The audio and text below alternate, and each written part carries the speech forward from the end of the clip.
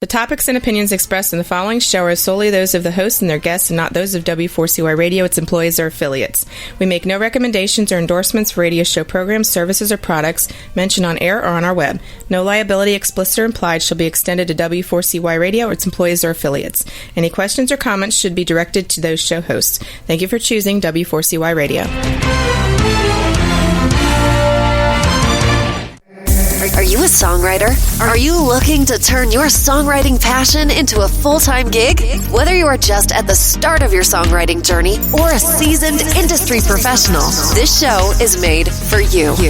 Welcome to the Songwriter Show, bringing together songwriting news, interviews, and community. Now, welcome your host, Sarantos. Thank you so much for tuning in, and I welcome you back to the Songwriter Show. I'm your host, Sarantos. I'm a solo music artist who's been writing lyrics for as long as I can remember. Words are so important to me, and that's why I'm thrilled to host this show. I believe that every song is a story. The Songwriting Show is broadcast live on number one ranked W4CY Radio, with listeners in all 206 countries in the world and every state in the United States. The station is also licensed with ASCAP, BMI, CSAC, and Sound Exchange, with partnerships throughout the music industry, including iHeartRadio, with exposure to over 300 million listeners. Now, welcome this week's special guest. Tonight's first guest is Angel Sessions. Angel has had a total of 13 worldwide albums. She is an American singer-songwriter, gifted in many areas in the music industry. Recently, she was nominated for 2 awards. As she continues her success, she won the Bay Area Music Award for 2018 for Best Inspirational Gospel. Angel also was nominated for the 2018 Hollywood Music and Media Awards. She's currently working on her new album to be released in 2019 and will be releasing a new single from her new album in January. Welcome to the show, Angel. Thank you. Thank you so much for having me. How are you? I'm doing great. You're very welcome. It's a pleasure to have you on the show. Thank you. I appreciate it.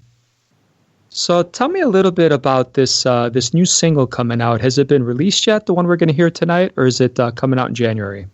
This new single you are going to play tonight, that's already released. That was released back in April of this year. And that's the one that has been nominated for the Hollywood Music and Media Awards in Los Angeles.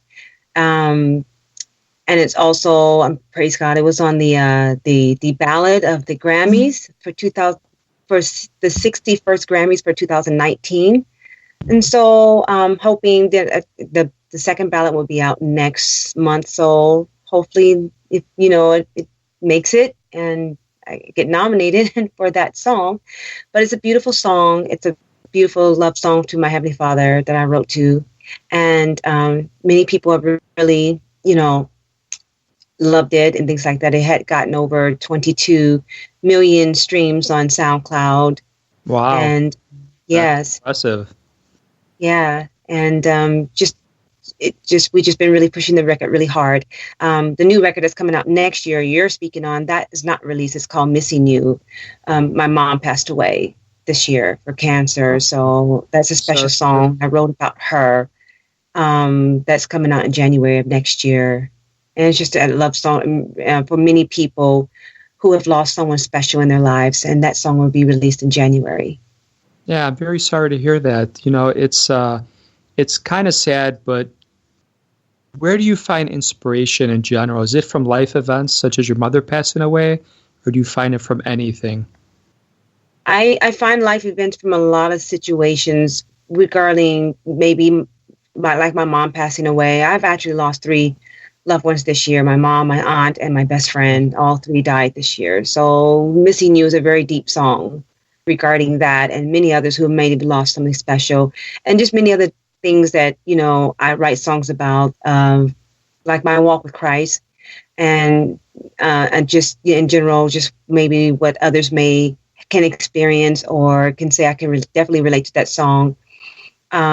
But just mainly, most of my songs that are inspirational mainly just comes from reading God's word a lot and just trying to be as faithful as possible to, sharing his word and through my music and spreading the message through my music to as many that God will allow to hear Yeah. Do you think that, do you lean on God to help you get through a year such as this when you had 3 people close to you pass away? Oh man, absolutely. It's been a very, really hard year for me this year. Just dealing with those 3 loved ones that passed and so many other things I've dealt with that was not good. A lot of challenges, a lot of testings, a lot of things that I've gone through. And with that, I'm really heavily working on this album.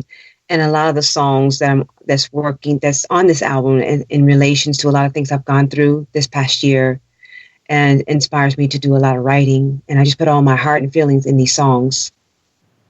Yeah, that's obvious from listening to your music, Angel. What was anyone in your family musical? No. A lot of people in my family, they had talent, but in other areas, that God blessed them to have. But I'm the only one that is a singer-songwriter that has pursued a musical career out of this for, 20 plus years. So I'm the one that just, that people, really are happy to be able to do the things that I'm doing as long as I've been doing it because, of the passion I have with what I'm doing and because of the love of Christ and what he has done for me. How did you catch the bug? What made you decide to write music, to sing? What made you, when you were a child, when you were older, what happened? Well, that's a great question. Thank you for asking. Yeah, it started when I was a little girl, and I used to love to watch a lot of commercials on television, and I would hear all the jingles, and I would sing along, and I just had a passion and love for singing, listening to all the songs. And then my mother used to play a lot of records and I would just sit at the record player as she would just play a lot of her top greatest songs and artists that she loved to listen to, and she would ask me to go outside and play, but I didn't want to do it because I just wanted to sit by and just listen to the records for 2 hours and just listen. I just had a passion. I don't know, it was just something God put inside of me, just the love of music. And it's just instilled in me since I was 6 years old. Yeah, that's wonderful to hear. Do you get nervous before a live performance, or do you just do what you feel like you were put on this earth to do and not really think about it? I do sometimes. Yes, I do. But I try not to think about it because I always think, I guess every singer, whether you're professional singer or up and coming or beginner, you get the jitterbugs at times. You wonder, you want to do your best and you wonder what people are going to think of you and things like that. I try to get that thought out of my mind and just know that I'm doing it for a cause and a good reason, and just pray that God bless me to do the best that I can and be prepared, vocally ready, and just get on there. And then once I'm on stage, it goes away, So yes, the thought process and the little jittery butterfly feeling comes inside before I step on stage. But once I'm on stage, I'm just excited. And then once that happens, I'm into my performance. I hear you, and I think we're all like that. I think and when you have an artist like Adele who's so nervous she's throwing up before a show and all that she's accomplished, it kind of always helps to put things in perspective for us, because I hate hearing how people say that they're never nervous, everything is easy for them, because I feel like that's misleading. I think for most of us, we are a little nervous before a live show. It takes a little work. We've all written songs in 30 seconds, but are they really the best songs? I mean, it takes editing, it takes hard work to make something polished. Absolutely. I agree. I totally agree with that. What do you like to do first, lyrics or music?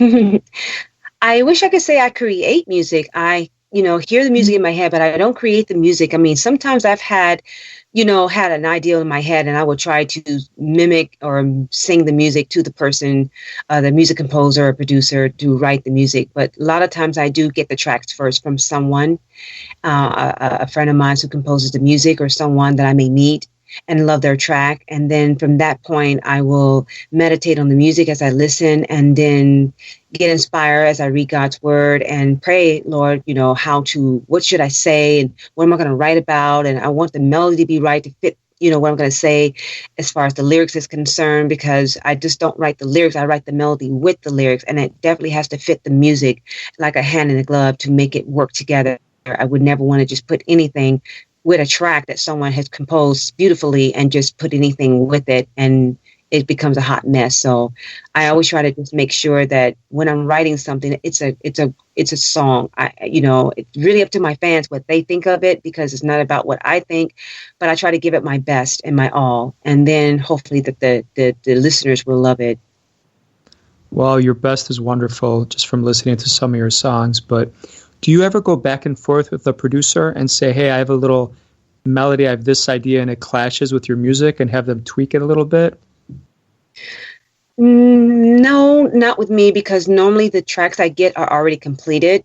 And if I don't like the track, I don't write to it. It has to really fit me. It has to be me. When I listen to it, I say, wow, it just hits me. And I can definitely write something to it. I may not know at the time what I'm going to write about, but I know that music is something special about that track that just moves me inside. It has to really move me to want to write something to that particular track. And then when I do, I do get presented a lot of tracks from people. Sure. And if it doesn't move me, then I may say, okay, I have to pass on that particular track. But definitely if it moves me and I love it, then definitely, I know something wonderful is going to come from that once I start writing to it. Yeah, I got it. Okay. And tell me a little bit about, in general, the best career advice you've ever gotten. Oh, wow. I got so many. I can't even think of how many I've gotten, what was the best.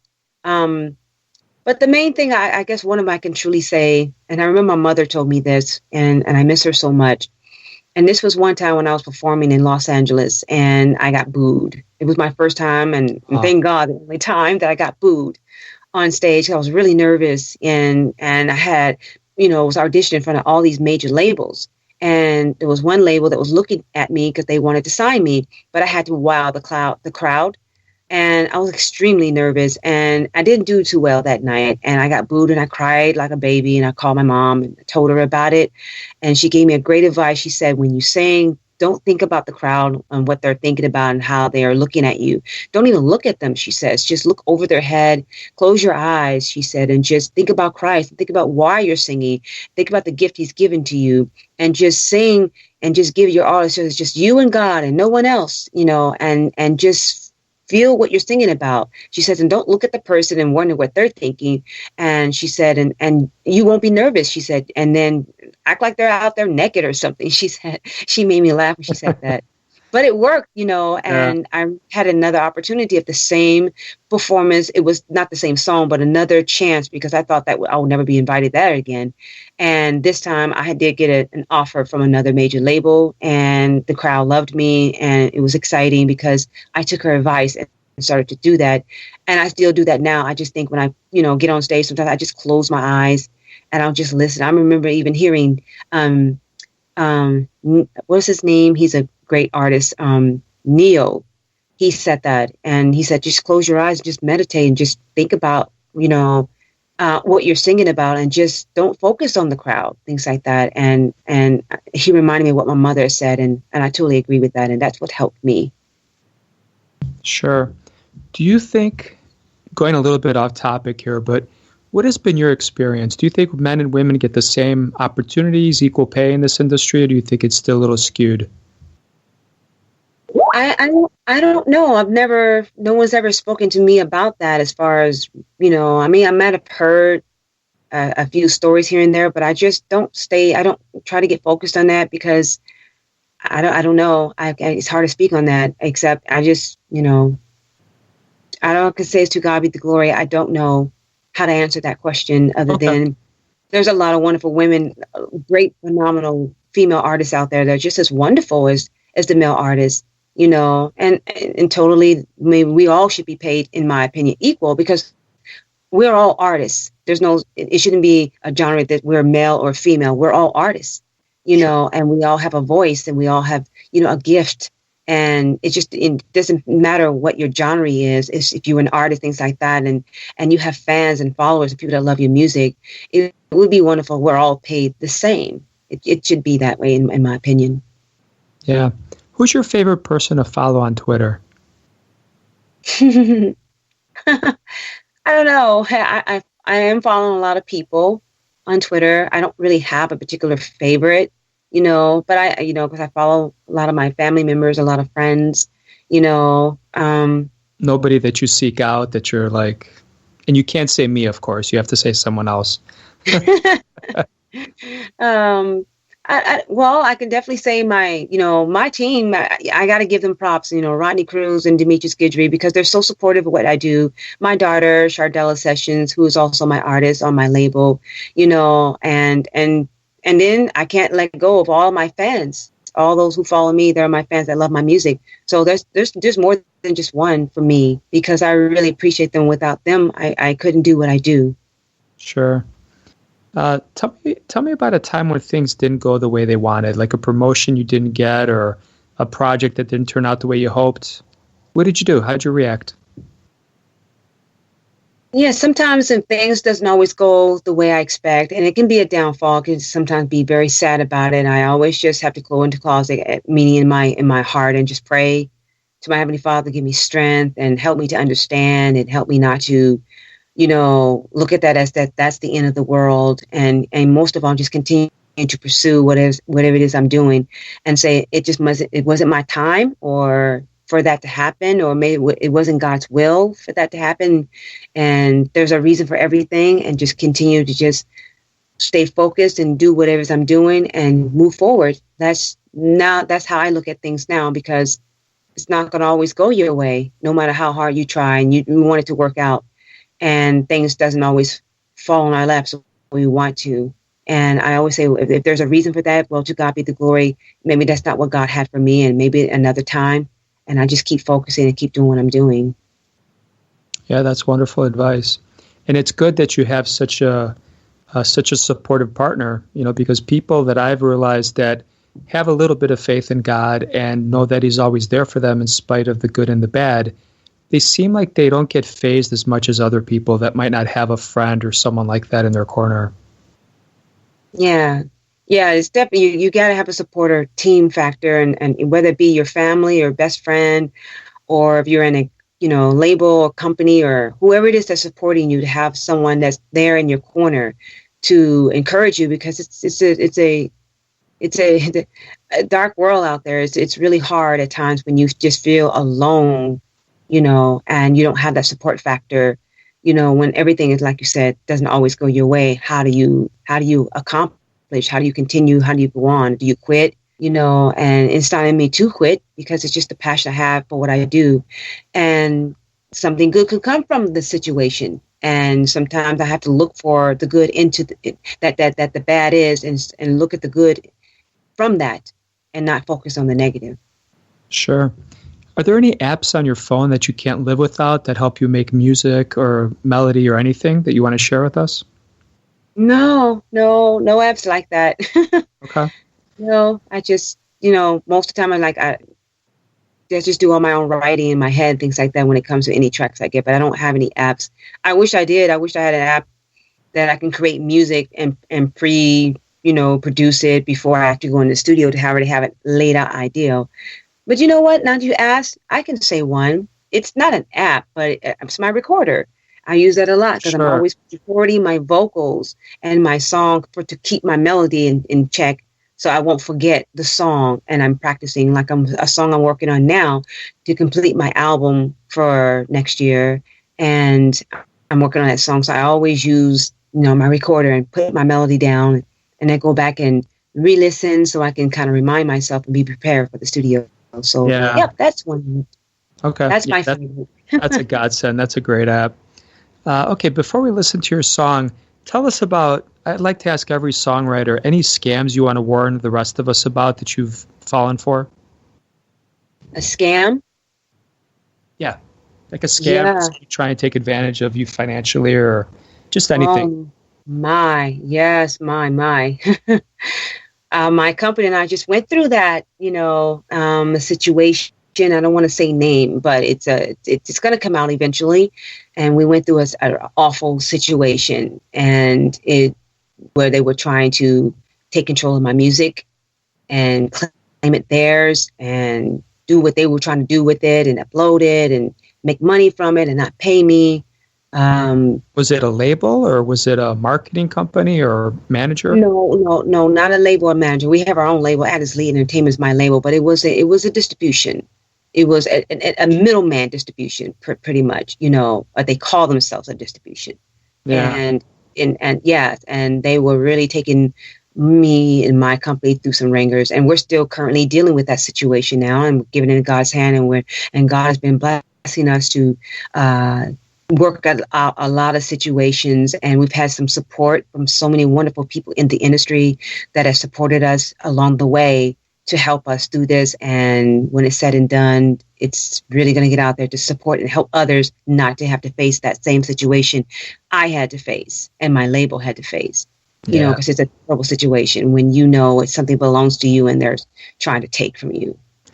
Absolutely. All right, Angel, where can listeners find more information about you? Where can they buy your music? You can find my music on Amazon, iTunes, and all social media, online stores, Google Play, Spotify, Tidal, Diesel, all those great places, CD Baby. And so my music is in a lot of different online stores, so I'm grateful to that. And also, they can also find my music on my own website, which is angelsessions.com. Awesome, Angel. All right, tell us the name of the song we're going to hear. This song is called Your Love. It's a beautiful ballad that I wrote again to my Heavenly Father, and I hope you guys love it. And it's also on Amazon and iTunes and Spotify, on all the online stores, major online stores and streaming services. Awesome, Angel. All right, thank you so much for being on the show. Thank you for having me. You're welcome. All right, here we go. This is Angel's song. One love.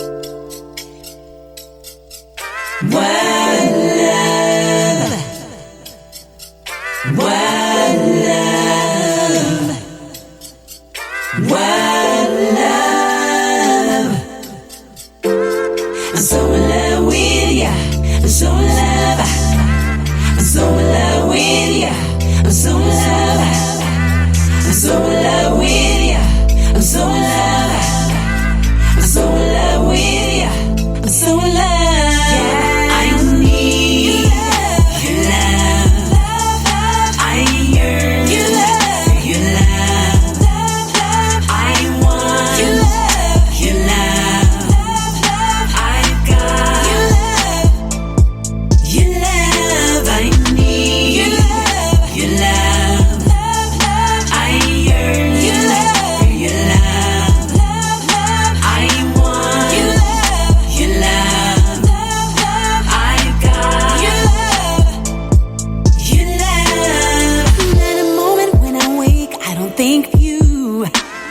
And every breath that I take, I'm so in love with you. You drew me close to you. You gave me life.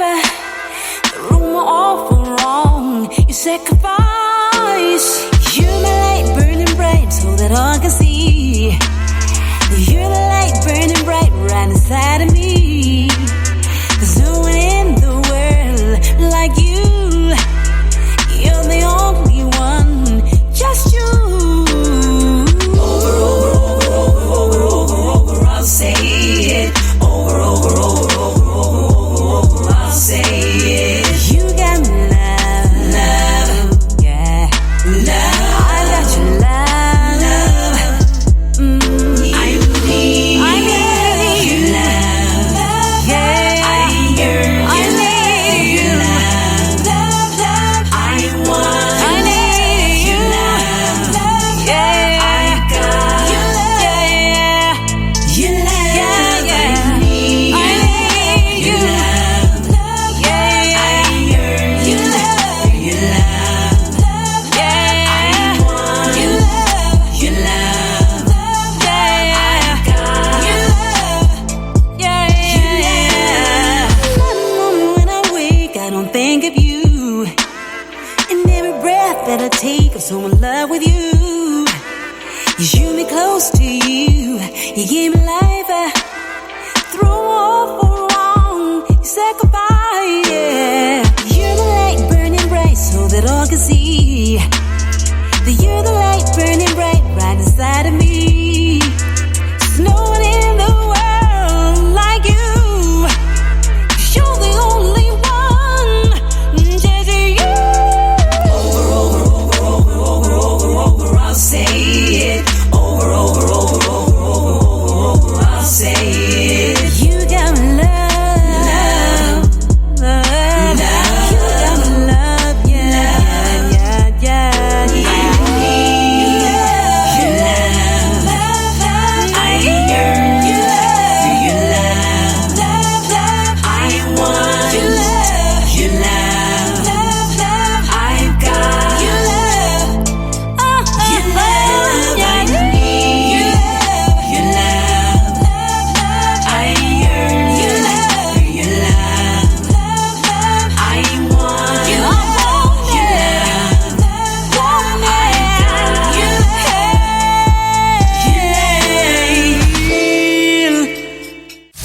And now, welcome this week's special guest. This is Sarantos back with you. Our next guest is Shim Moore. He's a former singer of the Australian rock band Sick Puppies, 8 of top 10 singles on the active rock charts in the U.S., number 1 with You're Going Down, and a top 10 with top 40 Maybe. He's released 3 full-length albums under Capitol Records, selling platinum, and their sophomore effort, Tripolar. Shim created the first viral video in 2007 with the Free Hugs video, the first video to break 1 million views in 3 days. Wow. Welcome to the show, Shim. Thanks, man. Thanks for having me. How you doing tonight? Good, man. Good. Really good. How about you? I'm doing great, man. I'm fascinated by your story. You got a really wonderful story. Well, it's definitely a long story. I mean, I've been doing this for a long time now. I've been writing songs since I was like 12. So, and I don't really need to go into how old I am now, but yeah, I've been doing it that long, and I came over to the States in like 2005 and been there long enough that I'm applying for citizenship this year and been doing the whole rock and roll thing ever since. That's awesome, man. So, there's a lot of famous Australians in this country, right? And hopefully you'll be the next one. Man, I love being able to come over to America and champion the Australian flag and just represent a little bit. I mean, there's been a lot of great bands. Some of the best bands in history, AC/DC and Midnight Oil and In Excess, all came out of Australia. But there hasn't been anyone that's really broken through in the last few years. So hopefully I'll be able to make a dent. Yeah, hopefully. What instruments do you play, Shim? Well, when I'm playing live, I play guitar, just electric guitar and sing. But when I'm making my music, I'll play.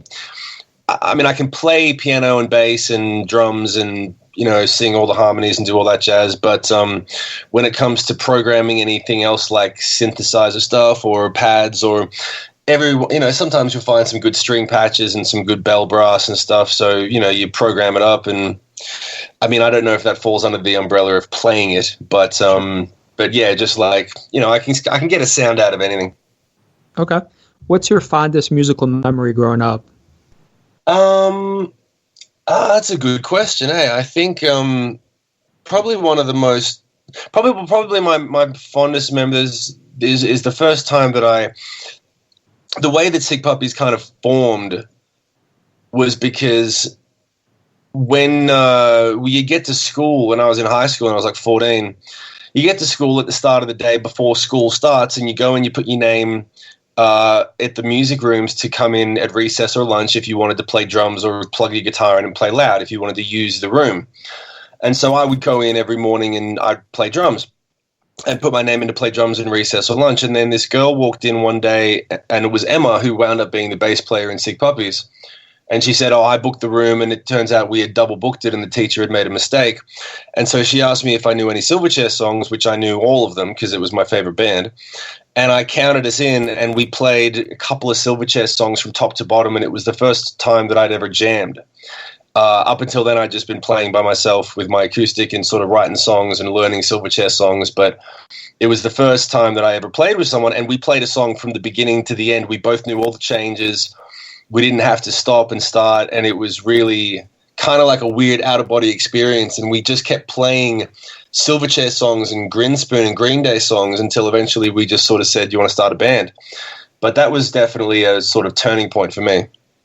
That's awesome to find that kind of chemistry with somebody. Some people never find that. Yeah, it's definitely rare for sure. Yeah, who do you admire musically? Any famous musicians that come to mind? Honestly, I've come to realize that I have respect and admiration for anyone that has a unique sound. And I actually don't have much. I've become a little bit kind of, I don't know, jaded if you want, but like whenever I hear a sound that doesn't sound authentic, I just switch off. I just switch off immediately. And when I hear something that sounds interesting and unique and authentic, I switch on. So, like Tom Morello was the guy who I learned how to play guitar from, copying all his stuff because he sounded unique and he was authentic and original. Any songwriter, any songs who sound, anyone who writes a song that sounds like the actual person singing it is real and not like a manufactured thing. But yeah, I mean, that's the funny thing. Like sometimes there people that have moments of authenticity and you admire that, and then they go back to doing something that's just cookie cutter and you're like, that's a shame. Yeah. So but I learned how to play guitar by basically ripping off Tom Morello and the guys from Silverchair and Nirvana. And then from singing was Brandon Boyd from Incubus and the singer from Silverchair as well. I worshipped that band for years when I was growing up. Sure. It's fascinating. I can always tell when I'm talking to someone who's got a little more rock influence, because I'm mostly on that rock side, and it's exactly what you're talking about. It's all about authentic versus, I don't know about you, but I experiment and do some pop and some other stuff too, some dance stuff, but that's a whole different world. And you talk about the auto-tuned cookie cutter, I kind of assume that's what you're referring to, right? Well, yeah, anything that sounds like you've heard it before, but not for a good reason. Like sometimes if you hear a Foo Fighters song, the Foo Fighters sound like I remember someone saying to me, they're a good example of where you can always tell when a new Foo Fighters song comes on the radio because they have a sound and they're authentic to their sound, his voice especially. But if you hear someone that sounds like they're trying to be Foo Fighters, and Pearl Jam's the perfect example. Once Pearl Jam came out, every fucking band tried to sound like Eddie Vedder. And even I did it for a while, but I was 14 when I was first learning how to sing. There's a grace period for anyone who's learning how to make music where you sound like the people who you're influenced by for quite a while until you figure out your sound. But it used to be that when, before downloading and laptops and everything, basically up until 2000, you had to work to get to the point where you could pass through the gatekeepers of a record label or a radio station because you had worked for 10 years to discover your sound and be authentic to yourself. And then you get past the gatekeepers because they turn around and say, oh, you sound like you now. You've done 10 years of sounding like everyone else and you've slowly come to find yourself and your sound. Whereas now, there's nothing. There's just Spotify and laptops and iTunes, and everyone can upload and YouTube videos, everything. It's the Wild West. So we're inundated with this music that's made by people who don't know who they are and what they sound like. So they sound like everything else. So it's becoming. It's everywhere, man. It's everywhere, and it becomes a struggle to remain true to yourself because while you're doing it, you're now faced with an industry full of this. It's just so much noise and so much mess. There's no clear line. There's no finish line or clear direction. You just have to sort of, you kind of got to fight it out and say, no, this is the music that I'm doing. This is what I sound like. And because it sort of gets lost in translation now, there's just so much going on with so many different people that all sound the same. So you have to really search to find authentic artists, whereas before they'd be delivered to you by the radio or by the label because that was their job, and they had mechanisms in place to support artists with a voice and to weed out the ones who didn't have one. That's a great point. And on a personal note, what you're talking about is so true because I've been officially putting out music for 5 years, and I feel like I finally figured out my sound. I found that I felt a very significant shift in myself as an artist, as a musician. And I remember feeling like, man, I feel really comfortable in my abilities now, and I feel really confident. And then I remember hearing the tipping point 10,000 hours thing, that like once you put in that time into doing any one thing, you sort of master it in a way. And that takes 10 years. I mean, you're talking about 1,000 hours every year. That's kind of the amount of time that people have to devote to it while they're paying bills and still living. So, like that, I remember significantly once I had done about 1,000 shows, they're about an hour each, and so that's, you put all that together and you're touring around and I've been doing it for 10 years, and there's a shift where you suddenly turn around and you feel like I've got this. Like I remember thinking I could stand in front of any crowd, walk into any boardroom with my guitar and handle it. I can step up. I didn't get nervous. I didn't feel insecure. I'd done my time. And I think you can really hear it. There's a significant thing that you hear with artists when you hear someone, like I'm talking about anyone, like any kid. When you hear some kid who's like, there's something that's just missing. There's a little bit of a swagger and an irreverence and a way that they land on and off the beat and the way they fall off the notes or the way they play that comes with just like there's a rhythm to how people speak, for example. And when you get someone on the phone, when you pick up the phone, if you didn't see the call-in number, if you pick up the phone and it's a voice you recognize, you know, because of just the way their voice sounds and the way they bounce off the rhythm. And that's because they've been speaking for 20 years. Whereas, you know, when you sing, you got to have the same confidence and the same ability with singing and making music that you've just been doing it for so long. It's like walking, talking, and breathing. Yeah, I don't know if you've read the Bruce Springsteen biography, but a lot of what you're saying reminds me of him too, how he did a bunch of gigs and then he got really comfortable and then he kind of obviously made it. But anyway, let me ask you another question. What's the strangest compliment you've ever gotten for your lyrics or music? Strangest compliment. I actually remember the strangest that I vividly remember this. We were at a Best Buy. The band was at a Best Buy doing a signing for our third album, which was the follow-up to the platinum-selling record. The second album, Tripolar, went platinum and was very successful. And then we released the third album, and the third album was, you know, it had some changes. It wasn't quite as heavy, and it had more melody, and the guitars weren't as loud, and, you know, we were going a slightly different direction. And this kid came up to me and just got his autographed copy of the new album and leaned over me and said, "Tripolar was better," and walked away. And I remember thinking, well, that's so he likes that record, but he's taking a dump on my new record. Yeah. So I didn't really, so I didn't know how to take it. Yeah, that's all right. How do you figure out if a song is going to make the cut for the CD? Is there a process you have or confidants, you know, people you run it by? Yeah, there's confidants. I mean, it used to be when I was signed to Capitol, my opinion was a lot less valid than it is now because there was so many gatekeepers. I mean, if I said this song has to go on the record, and all of the people at the label and the management and producers in the band, you know, said no, we're not feeling that song, there isn't really much I can do to make it go on the record. There was a level of democracy that existed, especially when you're on a record label. You know, you kind of got to look at the coin from both sides. They're investing hundreds of thousands, if not millions of dollars into the project overall. They're going to want to put out the songs they want to put out. They're going to have some gravity to their opinion. And Sure. So that really helped make those decisions. But now, now that I'm an independent artist, there are two parts are, you know, one of the two parts is just showing it to people who I trust. And if they say, I want to hear it again, or can you send me a copy of that or whatever, that's a good sign.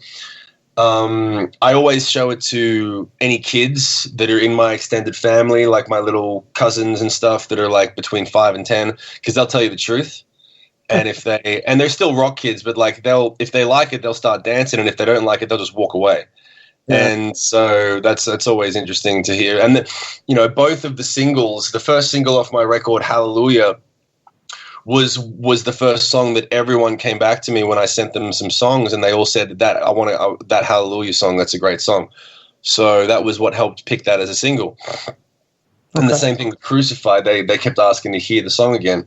And then the second half of it is just me and my gut, just figuring out what I've got to, what I like, what I want to hear again. What, you know, how do I want to hear it again? Do I want to put it back on my you know, phone and play it over again? Sure. What's your hidden superpower that nobody knows about? I'm not a prick. That's actually, I think that's quite a superpower in today's day and age. I think the ability to not be a prick takes some serious effort. Absolutely. How do you, and that's another thing, you know, how do you stay humble when someone's had as much success as you've had? Well, I've been very fortunate. I've had success and I've had significant failure. There was a lot of time before the band became successful where no one cared who we were. And now the band's broken up and I am fighting my way back to I'm working to get back in front of my fans, who a lot of people either don't know my name, don't know where to find me because it's not branded as Sick Puppies. It's just my name. So you have to go out there and get them again. You got to go out there and let them all know, hey, I'm back. Here's my record. You know, a lot of people don't know my name, for example, because they know me as the guy from Sick Puppies, which is another thing that happens now with everyone knew Freddie Mercury's name and Guns N' Roses singer's Axl Rose, right? But they don't know, a lot of people don't know the singer's name from Imagine Dragons or 21 Pilots. Like, what's the guy's name, full name? Sure. And they're like, a lot of people don't know. They just know the band name. So that keeps me humble. Having lost everything a couple of times in my life, it just keeps you grounded. Okay. Where can our listeners find out more information about you, and where can they buy your music? Okay. So Spotify, obviously, if you just type in Shim, it's Shim for Mary, and not Shin, the magician that's on X Factor. Everyone gets me confused with him. And then, Facebook is just Shimon Moore Official. But, man, you just type in Shim Music. Go to Shim Music, SHIMmusic.com. That's the website, and you can buy the music and the merch, and you can get all the links to all the stuff there, man. So go to the website, shimmusic.com. That's awesome, Shim. All right, tell us about this song. Tell us the title and tell us a line or two about it before we listen to it. So this is the new single off the record. The album is self-titled. It's called Shim, and this song is called Crucified. And this is a really good example of a little bit of the new direction that I went with, just putting in a little bit more industrial sounds, but it's still very rock and roll, big guitars, big vocals. And it really is a story of, once the band broke up and I was having to dig myself out of this hole and come back and make this record, this was the feeling that was this is really what I was feeling while I was making the music, and this is Crucified. That's awesome, Shim. All right, I can't wait to hear it because I love rock and roll. Have a great night, man. Mate, you too. Thanks for having me. Oh, you're welcome, Shim. All right, here we go.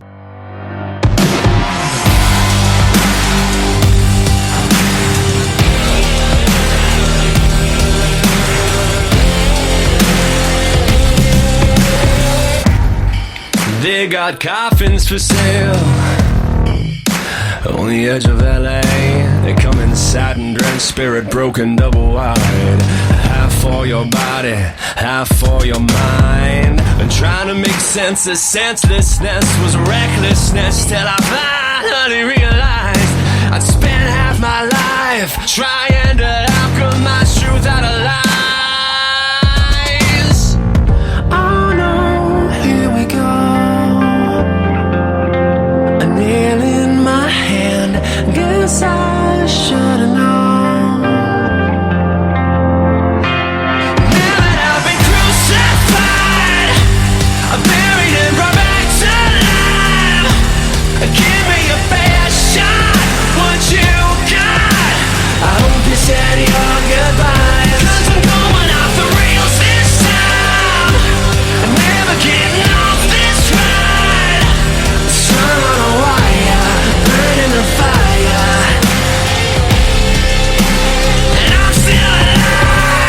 Time flies when you're under the gun, and now the storefront windows are showing someone that I shoulda, coulda, woulda been. When I wander the streets alone, and I'm high on adrenaline. They did a good job selling me on that old-fashioned 21st century lie, mutated from a second century lie. Too tasty to pass, too perfect to last. Oh no. A spear in my side, guess I should've known. Now that I've been crucified, I'm buried and brought back to life. Give me a fair shot, what you got? I hope you said your goodbyes, 'cause I'm going off the rails this time. I'm never getting off this ride. Strung on a wire, burning the fire, and I'm still alive.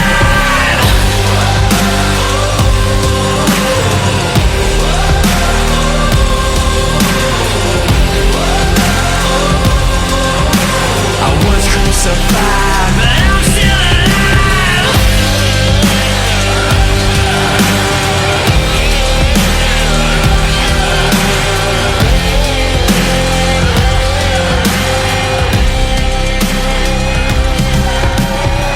Wow, that is a great song, Crucified by Shim. I want to thank both Angel and Shim for being on the show tonight. I love having artists on the show and showing the fans a little bit about the inside story of how these songs are created. As a songwriter, I think every song has a story, and it's important for us to share that story with you. In finishing up the show, we're going to listen to a song that I wrote called Pause. And I don't know about you, but I loved both of these songs tonight. And that's the whole premise to this song, Pause. Pause, rewind, and play that song over and over again. As songwriters, that's all we want you to do, is want to hear our song over and over again. I hope you have a wonderful Tuesday night. I hope you all have a great Thanksgiving on Thursday. And we'll see you again next week on the Songwriter Show. Are you ready to get down? It's party time. Are you ready to get down? It's party time. Son, come down, no regrets. There's a party brewing, I hear. A song I can't forget. It gets me jumping, hope. This party never stops. Don't play another tune. Song's freaking hot. Let's dance. Let's get grooving.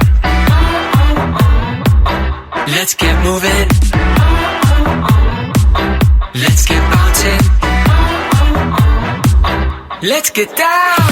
Let's get toasted. Wait a minute. Song's explosive. Let's relive it. Let's get toasted. Can't you hear? Beats reloaded. It's super fierce. Pause, rewind, hit pause. Play, rewind, now play and pause. Pause, rewind, play and pause. Go back a bit, now pause, then play again.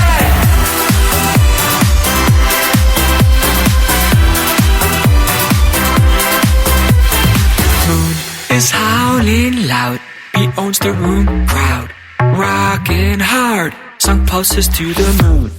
Texting, twerking, let's limber, playing, kinky all around. Let's get grooving. Let's get moving. Let's get bouncing. Let's get down. Let's get toasted. Wait a minute. Song's explosive. Let's relive it. Let's get toasted. Can't you hear? Beats reloaded. It's super fierce. Pause, rewind, hit pause, then play, rewind, now play and pause. Pause, rewind, play and pause. Go back a bit. Now pause, then play again.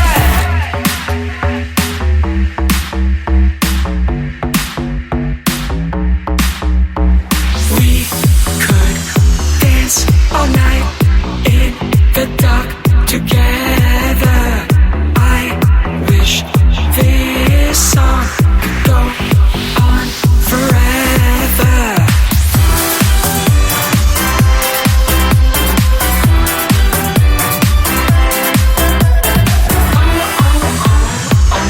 Let's get grooving. Let's get moving. Let's get bouncing. Let's get down. Let's get toasted. Wait a minute. Song's explosive. Let's relive it. Let's get toasted. Can't you hear? Beats reloaded. It's super fierce. Pause, rewind, hit pause, then play, rewind, now play and pause. Pause, rewind, play. Pause, go back a bit. Now pause, then play again. Pause, again and again. Melody stuck deep in my head. Pause, rewind, hit pause, then play. Rewind, now play. Pause, pause, rewind, play. Then pause, go back a bit. Now stop. Thank you for listening to The Songwriter Show. To keep the momentum going, head over to www.songwritershow.com and join our free music community of artists, songwriters, and producers. That's www.songwritershow.com.